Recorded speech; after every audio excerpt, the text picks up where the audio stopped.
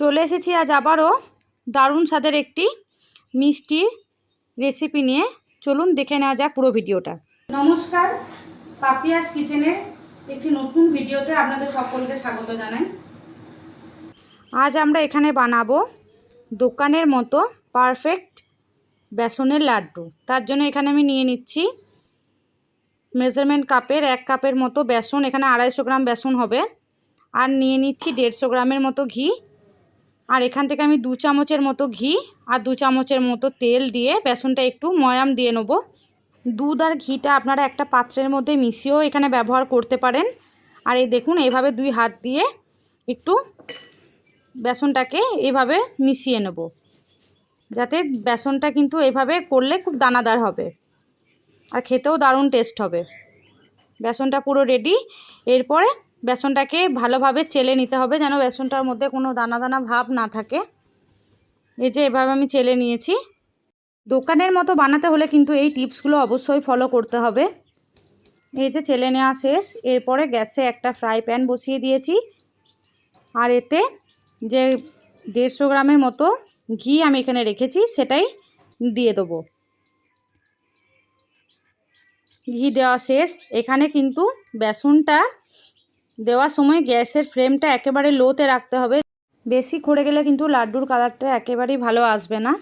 এই যে এইভাবে নেড়ে নিচ্ছি বেশ কিছুক্ষণ। এখানে 5 থেকে 7 মিনিটের মতো আমি নেড়ে নিয়েছি।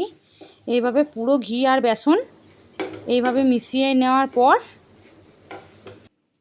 দিয়ে নিচ্ছি 1 চামচের মতো এলাচের গুঁড়ো।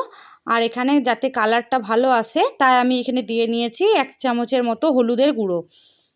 আপনারা চাইলে হলুদ গুঁড়োটা স্কিপও করতে পারেন। এই যে দেখুন কতটা তেলটা ছেড়ে গিয়ে বেসনের পুরটা কত ভালো রেডি হয়েছে।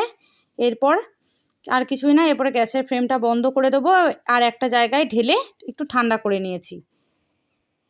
আর এখানে 150 গ্রামের মতো চিনি ইউজ করেছি। মাপটা আপনাদেরকে আরও একবার বলে দিই। 250 গ্রামের মতো বেসন নিলে 150 গ্রাম ঘি আর 150 গ্রামের মতো কিন্তু চিনির গুঁড়ো ইউজ করতে হবে। এরপর গুঁড়ো চিনিটা আস্তে আস্তে এর মধ্যে দিয়ে মিশিয়ে নেব। মাখানো শেষ। এরপরে দেখুন কিভাবে আমি লাড্ডুগুলো বানিয়ে নিচ্ছি। এই লাড্ডুটা কিন্তু খেতে ভীষণ সুন্দর হয়। বাড়িতে একবার হলেও বানিয়ে খাওয়ান সকলকে। আশা করছি সকলের ভীষণ পছন্দ হবে। আর এটা লাড্ডুটা বানিয়ে আপনারা ফ্রিজে প্রায় 1 মাসের মতো সংরক্ষণ করতে পারবেন। দেখুন এইভাবে প্রত্যেকটা আমি বানিয়ে নিচ্ছি। কারা কারা আমার ভিডিও দেখে ট্রাই করলেন বাড়িতে কমেন্ট করে এসে বলবেন। সকলকে এতক্ষণ ধরে ভিডিওটি দেখার জন্য অসংখ্য ধন্যবাদ।